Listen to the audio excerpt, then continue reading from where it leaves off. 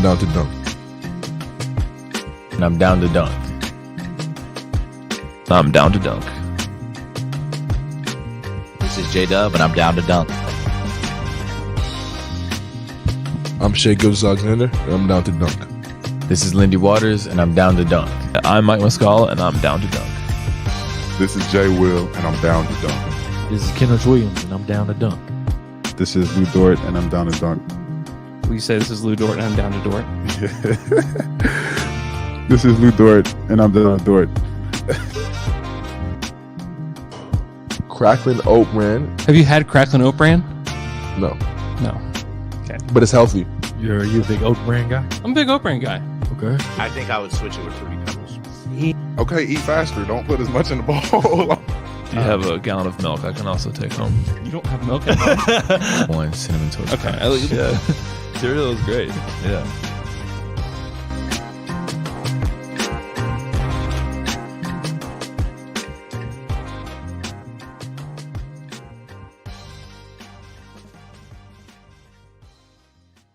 Welcome to Down to Dunk. I'm your host, Andrew Schlecht. We're part of the Athletic Podcast Network.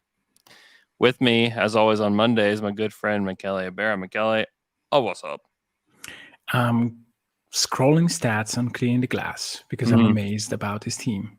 I just like to see Isaiah Joe's number. Like, it's insane. This team is insane. Yeah. It's I mean, absolutely insane. I had a blast over the past 3 home games. I don't care about the 2 home games, sorry. The last 3 games, one was on the road. I mean, it happens that a team like Atlanta can come in hot and you don't play your best defense and you lose by a tiny amount. But to come back and have this kind of game against Cleveland, granted didn't have their star, but still, I mean, the defense was there and it wasn't there. Like, not for Shea, at least. It's incredible how easy he makes it look. Like, no matter who's in front of him, yeah, there are players that can make it a little bit tough. But most nights is just Shea being amazing and the team just rally behind him. Dude, that game was on Friday night. One that kind of feels like forever ago. 2, he just controlled so much of that game. He got in there. It felt like everybody else didn't really know what to do. Didn't really know how to handle that Cavs team. And he got in there and he's like, no, I got this. And he just like found these little seams here and there. And I don't quite understand how he does it sometimes. Shout out to M Webb, says we should call this the Oklahoma City Thunder. Yeah, definitely. Super fun team. He's the only one that had it going in the first quarter. And he just kept them afloat until the Thunder started to figure stuff out. And credit to Mark for just trying a bunch of stuff and seeing what worked. For him to be brave enough, to be brave enough to try those small lineups against that Cavs team when it's like, okay, you could say to yourself as a coach, like, okay, they're playing 2 traditional bigs almost all the time. We at least need to have one in there all the time, and they didn't do that. They went with Kenrich at center and it was awesome. Like, that lineup was, again, ridiculous. And that's just something that I think that you can keep in your back pocket for this season, for next season. If you possibly play in a play-in game, like, that's probably should be the lineup that starts and plays a majority of the minutes together. They're just so much fun to watch, man. It all starts with Shea and just his incredible shot making, and like Dean Wade just did not stand a chance. Poor guy. The minute that he came into the game, We're searching for him. And yeah, the minute that he came into the game and Shea saw him, he was like, okay, there it is. There's the weak spot. Yeah. Got him switched on, just attacked him, and then easy step back, mid-range jumper, splash. Like, it's over. Like, sorry, Dean Wade. It's over. Even Karis LeVert, like, super sucked in that game. He was really, really bad. I like the qualifier in that game, but go on. He has his moments. Yeah. He's just so. What would make me just so frustrated as a Cavs fan about Karis LeVert is like he was just so unnecessary. Like it was just so unnecessary to acquire him. You know, to use any sort of anything to get him was just like like you could have used that for like some like Royce O'Neal. Like Royce O'Neal could have been had for basically the same trade package, and like Royce would be amazing. Like he's kind of the guy they're missing there in Cleveland, but instead they got Karis LeVert, who's like definitely a more talented player than Royce O'Neal, but it's like it's not always all about talent. Like sometimes it is about fit and like what you can do to fill in the gaps of the other players. And the Thunder are trying to figure out right now, like how do we fill in the gaps around Shea? And we use Aaron Wiggins. That is the answer almost every time. When Aaron Wiggins is not the answer, Isaiah Joe is. Yeah, Aaron Wiggins is almost always the answer. 8-0 with Aaron Wiggins in the starting lineup. When they put that starting lineup out, where it was Wiggins, the two Jalen Williamses, no Dort. Dort's I think Dort's gonna be out again against the Warriors tonight. Giddey and Shea, but like that lineup, I was like, this is very interesting. I was sitting next to Joe Musato, and I was just like, man, Joe, like, what are they gonna? They're putting this to the test tonight because they're 7-0. It's like, okay, this is a tough one, even without Donovan Mitchell. Like you knew that Mitchell wouldn't play going into it, and even still, like Garland and those two bigs, like that's enough. Like that's still a good team, and you just thought, man, like this is where you're going to blow it. So that was interesting to see them do that. And I asked Mark, like after the game, I just said, you guys are 8-0 when you start Aaron Wiggins. Like, do you have any commentary? And he just gave me a sarcastic answer. He was like, yeah, it just means I'm going to start him forever for the rest of this, decade. We're going to start him, every single night and win every single game. He just kind of talked about how Wiggins is a winning player, Yeah. And I think that that's true. I think there's just, you can try to like figure out like that winning stat. Okay. Like, what does that mean? Like, honestly, it doesn't mean a whole lot. You look back at all the games and that they played. Sure. Like things could have gone one way or the other. And it doesn't mean like Aaron Wiggins is much worse if they were like 6-2. When he starts, but the fact remains that like he is just a winning player. Like I think that's just full stop. I think he helps you win, and he fills in gaps. He shoots the ball well. He's a smart cutter off ball. There's just a lot to like, and our guy Al Babycakes had I need to find his tweet about the Wiggins agenda. Here it is. Yeah. The updated Wiggins agenda stats. So when Aaron Wiggins plays 0 minutes, when he doesn't play at all, DNP 3-8. When he plays 0 to 20 minutes, they're 9-12. When he plays 20 plus minutes, they are 12-5. Yeah, Pretty good. Pretty good. Pretty good. Yeah, and a couple of minutes ago, you were saying, hey, Kenrich was against one of those bigs. And you tweeted about it during the night. I mean, Wiggins played against Evan Mobley. Yeah. And he played him quite well. This is not an easy task. I mean, Mobley had the three going. That's an understatement. That's an understatement of the year right there. This is not. Yeah, but let's downplaying it. Let's downplay it a little bit, just to say, hey, it's not playing against Embiid or Giannis or it's not. Mobley is not an all-star, but the mismatch is there. He's taller. He's at least as strong as Wiggins, probably a bit more. And you have to hold him away from rebounds. It's not just holding him away from scoring baskets. It's also, hey, he cannot destroy us on the board. You have to box out every single second. And on the other side of the court, either you lure him away or you need to make yourself useful out there. Yeah. You can't just play one end. And Wiggins does that. I mean, if you forget about him for a second, he's laying it up because he's doing a backdoor cut or something else. He's always at work. He will have bad games offensively. I mean, he played against Houston and he was not good. But overall, he's a guy that when the team needs some player that can do whatever is needed on defense and he's part in offense, he's there.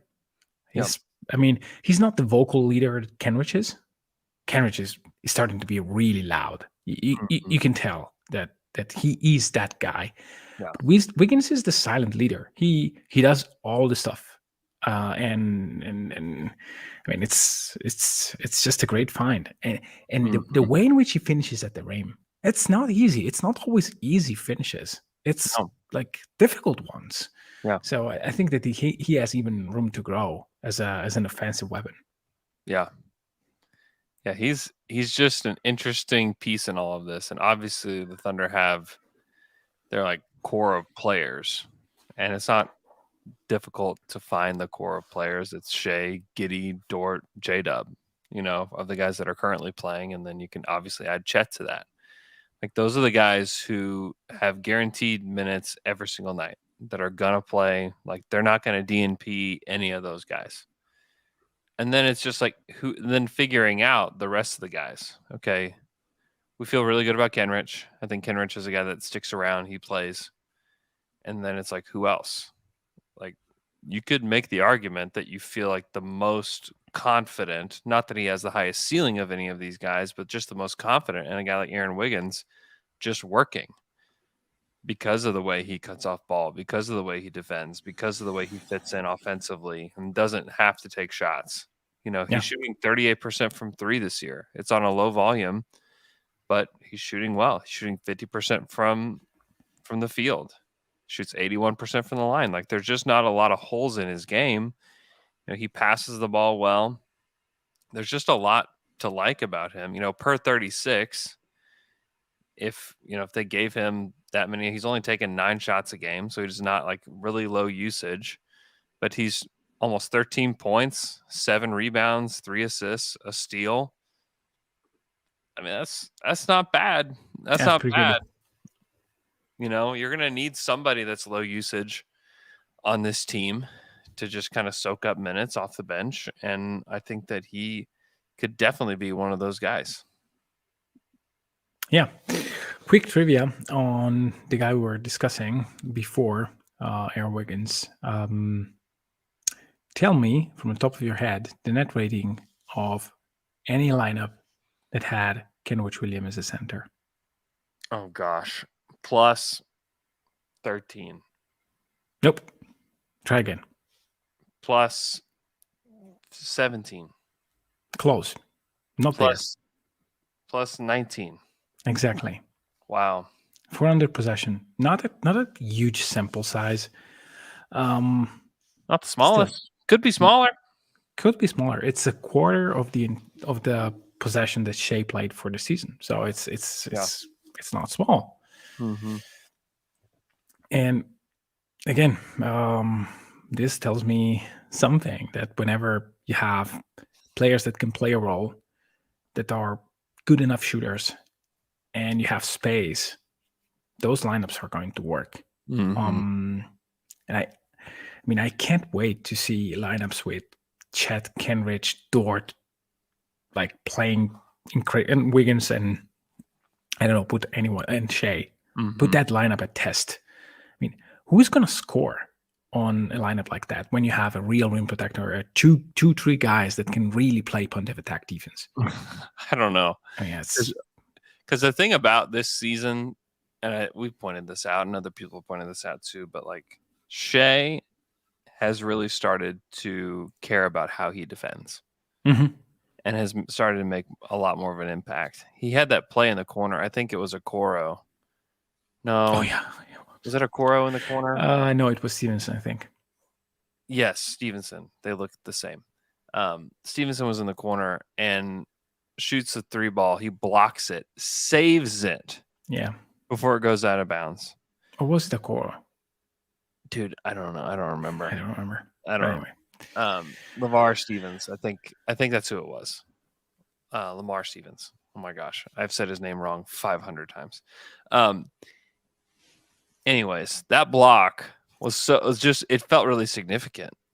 You know, it felt like a significant moment, and Shea's just like willing to play both ends, man, and that's a big deal. When your star is willing, and now he's going to have to be willing to do it when this team is making the playoffs and making like big pushes, but like setting the tone early on is a big deal because it's usually kind of the other way around. Like Tatum, it took him a minute to get engaged defensively.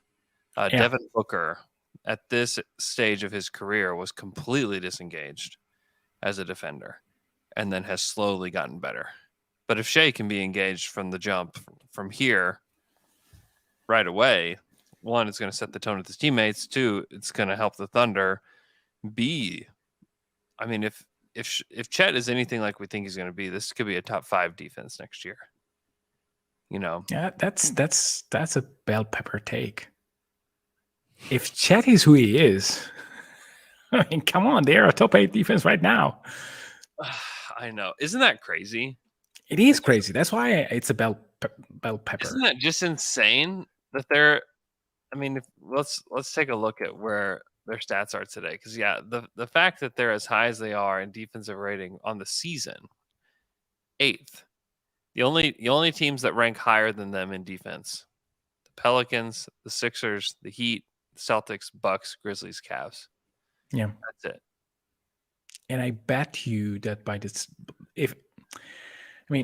I don't have very good vibes about New Orleans being a great defense for the entire season. They're right there. They can be a top 7 defense this season without Chet Holmgren, and with a lot of players being on the improvement areas on defense as well. Giddey is starting to show something on defense. At times he had some rough moments in that Cavs game, I will say. Yeah, he had. Yeah, but on both ends, it was just he had a few moments where he was, I'm not. In the first half, he was like completely out of sorts. Yeah, we're just like, what's going on here? Like, I don't know if he was just like frustrated or like trying to figure out this Cavs team. I don't know what was going on, but like there was definitely like a moment where you're watching, you're like, okay, where is he? Like, what's going on here? There is also always the feeling with Key that his mistakes are loud. I mean, the same pass. The turnovers were loud. Yeah. Yeah, I bet you that he makes the very similar pass and he completes it because his brain is processing the game at a certain with certain data. Then that's not working against the Cavs.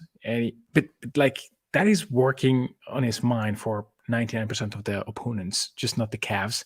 Yeah, and he's not adjusted, but he will adjust. Yeah. And he adjusted down the stretch. Like he scored a ton of points for them down the stretch and really helped deliver that win for them. He played really well and played more physical defense as the game went along.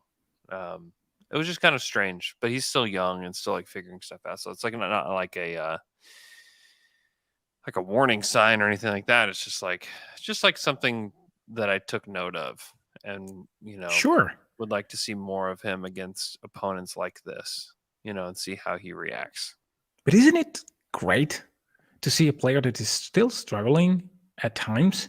There are there's a lot of player like J-Dub. J-Dub is not there defensively, but you can see moments where, okay, that is J-Dub. That is a block on a floater. Nice.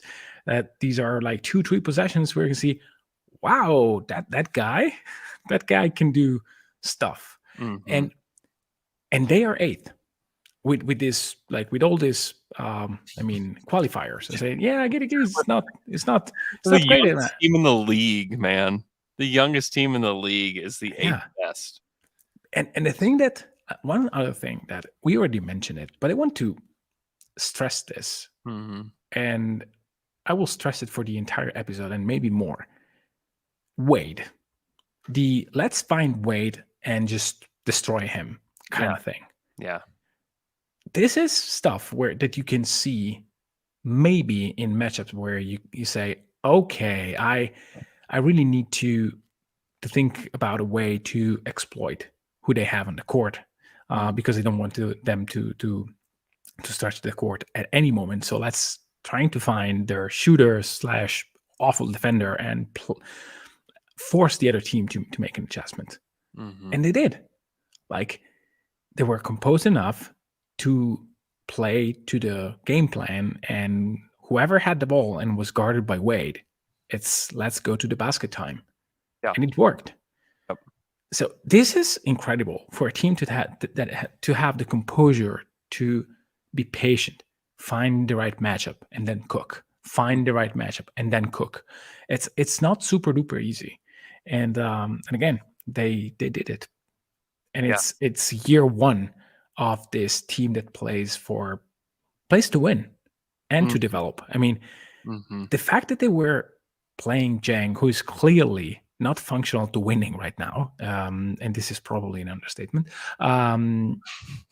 they played him 10 minutes. They were awful in those minutes, and they still won the game quite easily. Like, it's a 12-point game. It's great. It's I don't know. Yeah. I like that they're going to get him developmental minutes, and it's going to take him time to kind of get back a little bit with Jang. Because I asked Mark about it post game, and he's like, "Listen, it's not time to like evaluate how he's playing. Like he needs more time to figure it out." Which I like the answer, because it is like they're just so process oriented, and they don't really care about the results quite as much. But like they say that, but then also like the minute that he saw it not working with that lineup, where it's like, okay, this is the lineup where you just kind of start drowning, and like how long can you stay underwater before it just all goes away? And Jang got pulled pretty quick, and then Trey Mann got pulled pretty quick. Oh, very quickly. And then after those guys were gone, they went on a run. And so, and those guys need to be able to see the moments where it's like, hey, listen, you can't survive in this game against that team, the number one defense in the NBA, with multiple all-stars on the floor. Like you're not ready for that. And like you showed me you're not ready for that. Now go back in the lab, go back and practice, and we'll try again tomorrow. To the table and like play against the Warriors Monday. You'll get another chance against the Warriors. Let's see if you can play an extended stretch where I don't have to pull you, because Mark will do that. He did that with J. Will. J. Will played really good against the Cavs, and he got some extended run. He hit that three and like went berserk, and Mark had Muscala set to check in, and he told Muscala to go sit down. He said, let him rock. And he let him stay out there for a little bit, because he's playing with tremendous energy. He was making shots. He's rebounding. I think J. Will has taken a step forward recently. For sure. And is like playing competently. He's not like some great player or anything, but like he's playing competently. And like that's what he needs to do. He needs to show that the rest of the season. And I think he's going to get a chance. I don't know how much longer Jeremiah is going to be out. But as long as he is, like, he's got to keep showing that, like, hey, like, I can play. Like, let me show you that I can play. Because if he can do that, like, it's pretty important, I think, to his career, especially with the Thunder that he plays well right now. And he is, and it's important to everybody, honestly, because this year and next year, I don't think there's going to be wholesale changes to the roster. I think there's going to be adding Chet and adding the pick from 23, whoever that is, wherever that is, if it's in the lottery or not in the lottery, like, who knows? We just don't know yet. And then I just don't think there's going to be a whole lot else going on. Like the Ringer today has like this Jakob Poeltl trade that's there, and it's just like, what? Like, don't. That's not going to be a thing. Like, I can sit here with extreme confidence knowing that something like that's not going to happen. Like, it's divergent from the plan. Like, and here's the thing, and this is why I think we need to like just take a step back from like any kind of trade. I don't care if it's for OG Anunoby or for Poeltl or for whoever else. Can I question you right there? Yeah, go ahead. Suppose that San Antonio says, okay, Okay, Paul, but that's, to me, that's not giving you a lot of assets. Say guys like Johnson and Vassell. Like, I know that they sound like core pieces, but if you want to, it's not out of the realm of possibility saying, okay, let's get a few bites to the apple and trade them for other young players that we might believe on more than the team that is trading them, plus picks. Mhm. Like, suppose the San Antonio comes to you and say, okay, I give you Vassell for 2 picks and Trey Man. Same contract control, just different player. I'm not saying the San Antonio would do this, because I wouldn't personally. I don't think they will, and I don't think the Thunder are necessarily looking to do stuff like that either, to be honest. Because of their lack of years before having to extend them. I think that's a part of it. Also, I think it's safe to say that, like, they like all the guys throughout the roster. Mhm. You know, like, and who wouldn't? Like, I like all the guys throughout the roster, Mhm. and I think you need to give everybody a chance. And I think that, like, if something dumb happens and they're like, yeah, we'll take Trey Man and your lottery protected 23 pick for Vassell, like, sure. But, like, there's just no way. Like, there's no way that San Antonio says yes to anything like that. So, like, barring something insane like that, they're not going and saying, like, oh, I mean, they just don't even have any clue what they need. It'd be like me going to the grocery store, having no clue what we need in the refrigerator or in the pantry, and just like and not being able to talk to my wife, and then just going to the grocery store and just grabbing stuff and then coming home and be like, crap, like, we already have a ton of this stuff. Like, what are we doing? Like, the Thunder don't know what they have in the pantry. They don't know what's in the fridge yet. Like, they have to figure that out over the course of the rest of this season and all of next season before that they can even say, okay, we know what we have. We know what we don't have. You know, I mean, you think about the moves that they made before or what they had to do before they went and acquired Tyson. They first tried to acquire Tyson Chandler and it didn't work out, and then they went and got Perk. So, like, they knew, one, that they were a good team before they made that acquisition, and then two, they kept hitting their head against the same problem over and over again. Right? It was, we don't have any bigs up front. We play with zero force in our front court. And it was like, you can call it the Jeff Green problem. You know, they had a Jeff Green problem. Jeff Green was a talented player, but they had a Jeff Green problem when playing in the West against the Spurs, against the Lakers, against the Grizzlies, against all those big teams. They couldn't beat those teams. Even Denver, like, Denver played big, and the Thunder couldn't beat Denver because they played so big.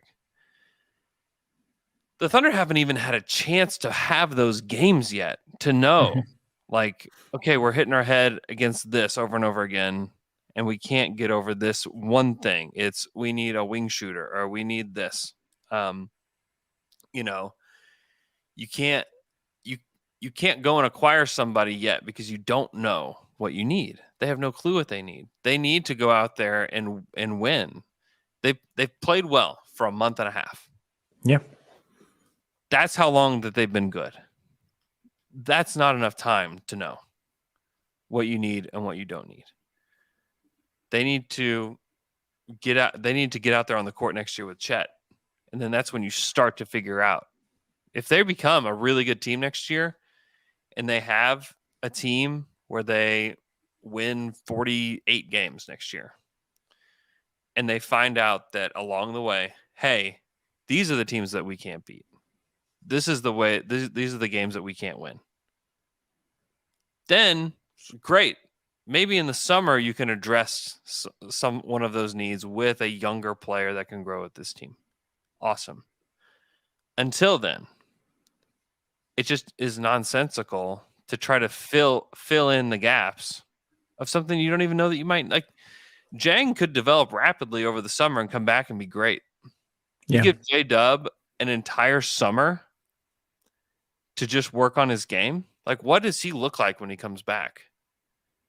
Like, what if what if all your possessions as an offensive team are soaked up now that you have him, Giddey, Shea, and Chet, and you're like, you know what? That's like our offensive core.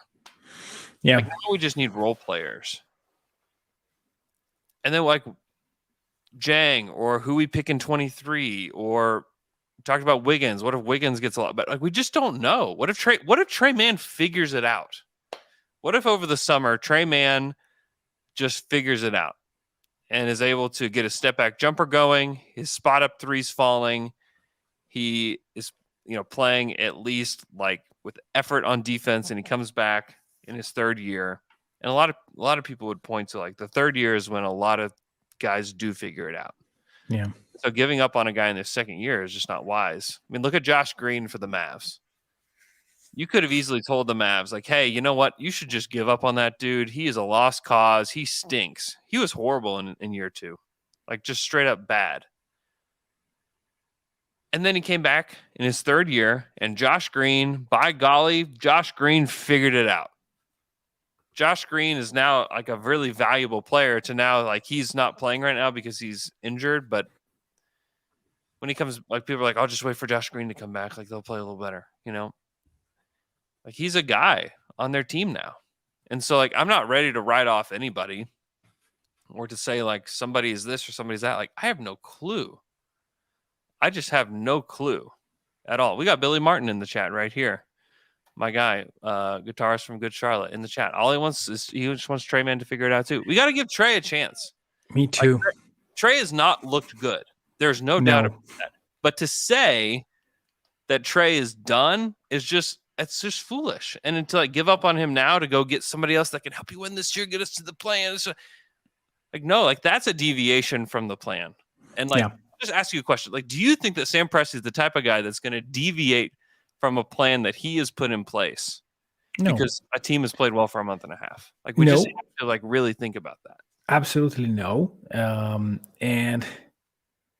But I want to say something about the proposition to wait until you know which teams you can't beat. I'm not sure that I fully support this. Meaning, yes, you need to know where are your deficiencies. But you also need to be mindful about what is that can make you great, which is not the same. I mean, in hindsight, would you redo the perk trade, or would you just say, okay, Serge, you play center. I don't care. I don't care. You take the beat up. We trade Jeff Green away for another wing that can play defense instead of perk. Because what makes you great is having space around Russ, KD, and Harden. And this is the way in which you could maximize your talent, not just matching up with Bynum or whoever, or Pau Gasol or guys like that. So if you find a player out there that next year increase what is your concept of basketball, I don't know who that player is, to be honest with you. Vassell was just a name to say, hey, a guy on a rookie scale deal that is not on a max level tier that can help you, and that maybe a team doesn't really want to pay because it doesn't match whatever they are trying to do. Vassell is not the San Antonio Star. This is why I mentioned Vassell, not to. I don't think by the way, like I just don't think they would trade him. Me neither, because they would be foolish. But the problem is like finding that guy, and this is where I would just say, like, to anybody, not just to you, Michele, is like, find me that guy. Because like we can talk conceptually about like a young player that fits the Thunder, that's gettable, that has a high ceiling. It's like, man, like those guys just don't exist. Like the guy, like let's look at the 2020 draft. Like I would try to lure away Vassell with 2 picks. To be honest with you, I just don't know if it doesn't work. I don't know that San Antonio would even do that though. I just They're don't know not getting anywhere. Yeah, because then it's like, okay, who else from that draft? Like Pat Williams from the Bulls. Like I just don't think the Bulls are ready to get rid of Pat Williams. He would fit fine here. Yeah. And You want Denny Abdia? I don't want. No, why? Why are you? No, I'm just throwing out names, man. no. Like, You know that I don't like him. throwing out gettable names here, man. No.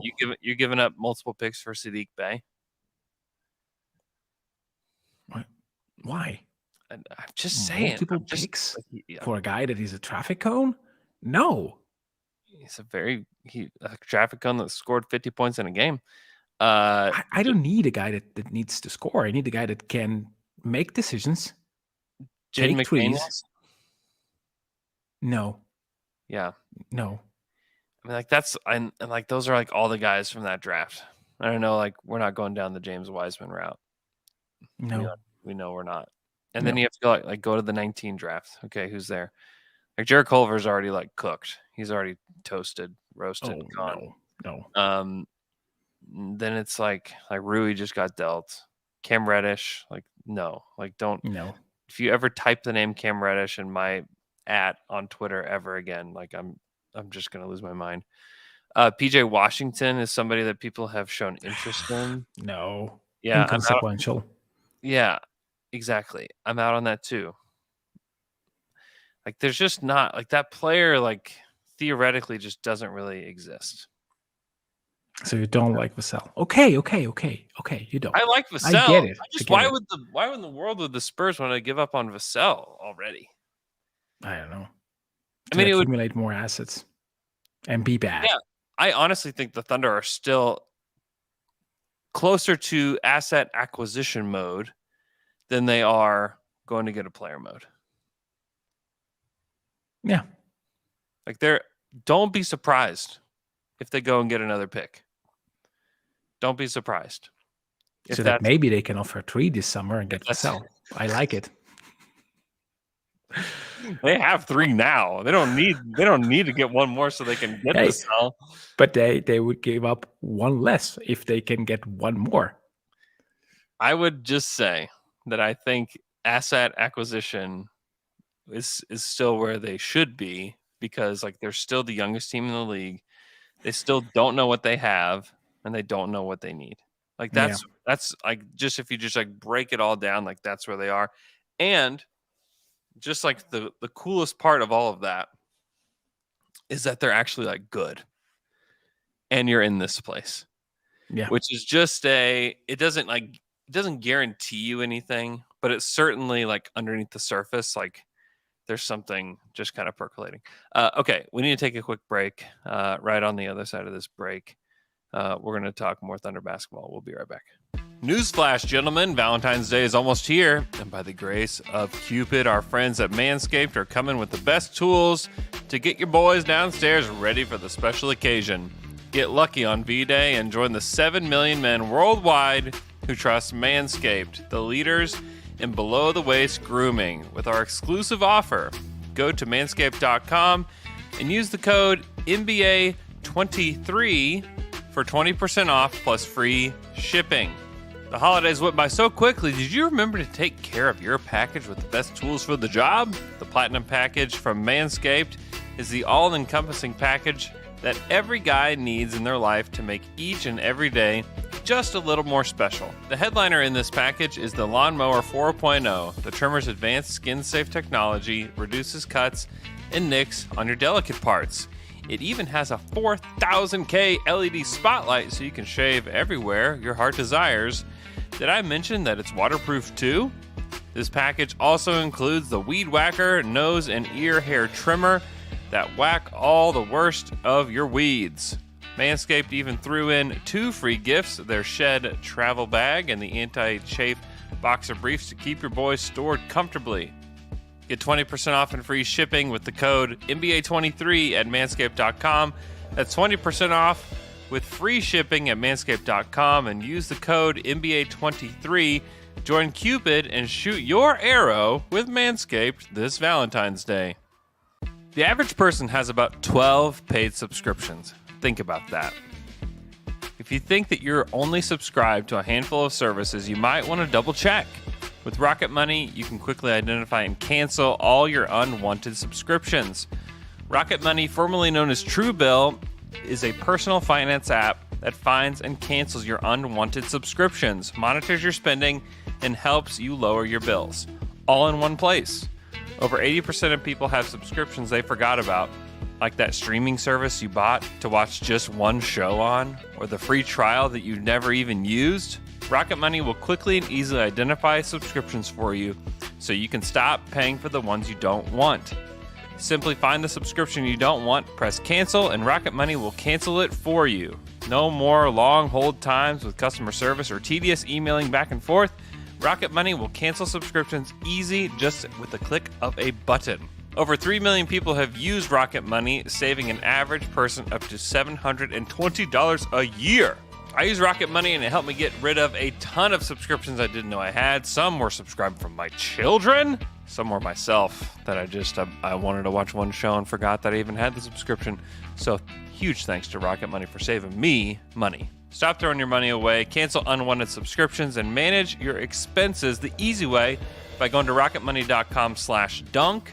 That's rocketmoney.com/dunk. rocketmoney.com/dunk.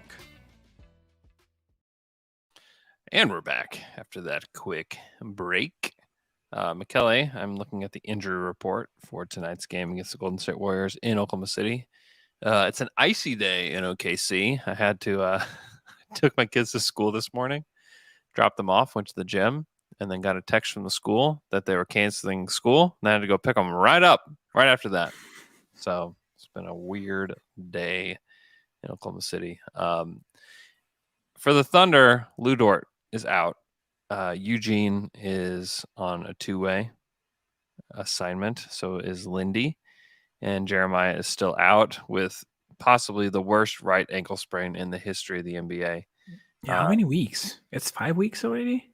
Yeah, it's been a long time. I'm going to ask tonight if there's any updates on him because it's like this is a long time to have no Jeremiah Robinson Earl. But anyways, significantly no Dort tonight against the Warriors. Andre Iguodala is out for the Warriors. Everybody else is playing. So like that's great news for Thunder fans who are going to go down to the game tonight and get to see Steph Curry, Klay Thompson, JP, Draymond. Hopefully we get to see some antics tonight between Draymond and Kenny Hustle or somebody else. And maybe we get to see a little James Wiseman action here in OKC. So should be a fun game.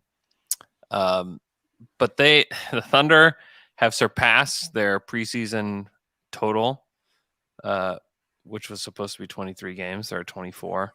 They're also they have won the same amount of games that they did last year, which was 24. And they will easily surpass that even if they do not win tonight. This would actually be a really big one for the Thunder. They have some easy games upcoming, but like if the Thunder could get this game, which is not impossible, the Warriors are 6-18 on the road so far this season, really bad. Yeah, but they have to start winning. So it's not an easy one tonight. No, like there's pressure, certainly. Yeah. There's pressure on the Warriors to get a win in OKC. So I'm very intrigued to see this one because the Thunder have started to taste a little bit of winning and they like it and they want more of it. And the Warriors know how to win and have known how to win for a long, long time. And so I'm just extremely curious if the Thunder can pull this one out tonight in OKC. Yeah, it's not easy to have a good defense against the Warriors, especially without Lou Dort. I mean, it's not the greatest off-ball player. Right. But he's a guy that can really guard a point of attack, that can be physical with Raymond when he's screening, and it will be tough against him. I mean, Steph Curry is still, insanely difficult to defend, and not having. It's not dissimilar conceptually as Garland, even if he plays a lot more. Curry plays a lot more off ball than Garland. It's again, it will be a test to see what this defense can do without Lou Dort. Offensively, I think that OKC can create problems because they will need to have like a strong game against J-Dub and Giddy and Mhm. Shea, because I mean the Warriors don't have so many tall defenders that can keep all these guys away from the paint. They can do it to a certain degree, but if you lure them out with a guy like Muscala or stuff like that, then it's a bit tougher. So we'll see. I'm very curious to see who is going to guard Shea. It's probably going to be Clay. I think it's For going me- to be Clay. Yeah, to Yeah. start with. I know that you said it already, but is Wiggins playing? Yeah. Yeah, then maybe also Andy Wiggins Some a of little bit. Wiggins. Yeah, for sure. We have the Andrew Aaron Wiggins Yeah, non-brother matchup tonight. yeah, Pretty cool. Yeah, DiVincenzo has been pretty good too. Like he'll get a chance. as yeah, well. but he's not. He's a little bit more Dean Wade than he is a stopper. No, he can be okay. He can be. He's not the guy that you necessarily want to drive at every single possession. But he's not a Shea stopper. I don't envision him. There's not a Shea stopper on this team. Not anymore. Like Clay's not that guy anymore. Wiggins has not been that guy this year. Yeah. Wiggins has not had the best season this year. Yeah. So I don't know. It's a very intriguing matchup. On paper, this is a better team, you know. Yeah. And I just got news that the Warriors have recalled Patrick Baldwin Jr. and Moses Moody from the G League. Maybe we'll get to see Moses Moody sitting on the bench for the Warriors tonight. I was thinking about Baldwin a couple of days ago for no reason. Wow. Yeah. Sicko. No, I was thinking about draft prospects that were okay shooters or on paper okay shooters, but Yeah. never made it. Yeah. PBJ just he's a traffic cone. He's not going to play on this team. He needs to be on a bad team to like really see what he is. That's the problem. Is like their developmental story, like their big one since they've been good is Jordan Poole. And Poole had a chance to play on a bad team. Yeah. Like, that's the biggest difference between all the rest of these guys. Because he had a chance to play on a team that was putrid and got to spread his wings a little bit and got to figure it out. You know, in that one season, he played 51 games and had a chance to just like go out there and get buckets. And he came back and got a lot better. And now, like, there's been some growing pains. He still had a good season, but there's been some growing pains with Poole.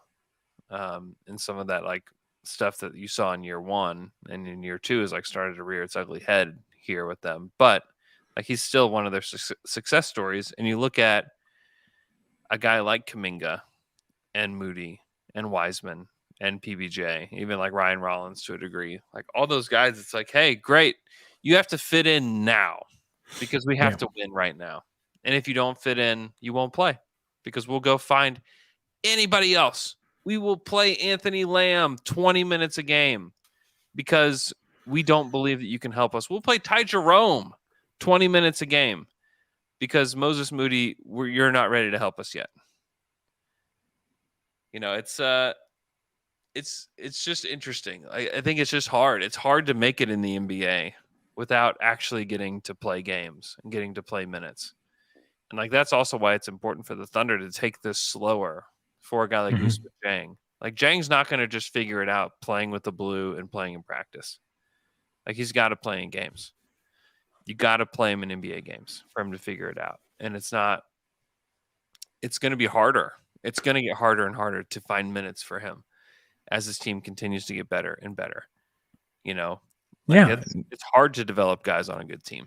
Yeah, I agree. And that's why, I mean, to me, is a huge credit to the coaching staff to be able to play Jang 10, 15 on a game like the one that we saw on Friday. Yeah. I mean, you still won the game.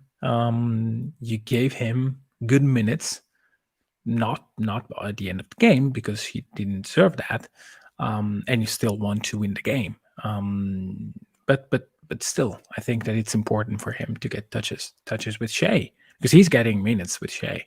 Yeah. So it's important, and they will do it this way. They will not sacrifice completely developing guys like this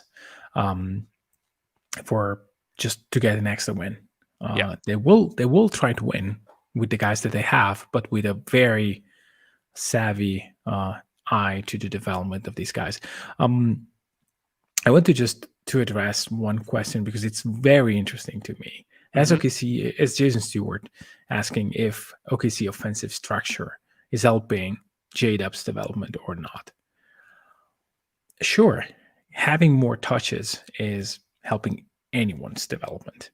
He's helping Isaiah Joe as much as he's helping J-Dub.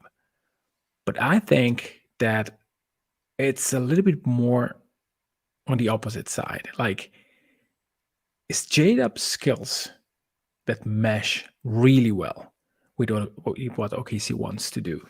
J-Dub when J-Dub is rolling, this is what can make OKC make a leap offensively. It's the same as Giddey. Like, yes, of course, the fact that he has the ball in his hands is clearly helping. Yeah.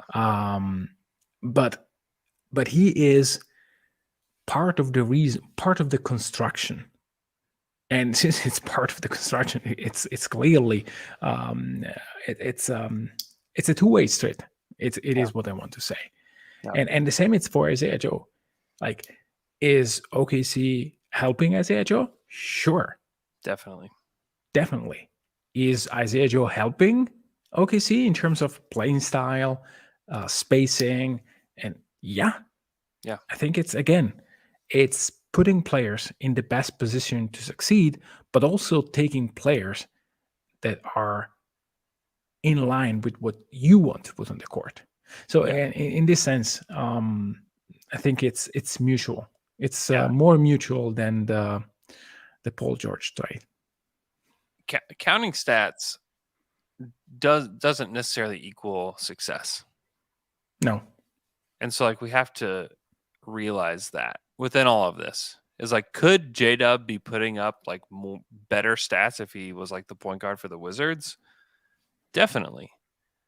But are you getting like the best outcome of him if that's what he is? Like, I don't know.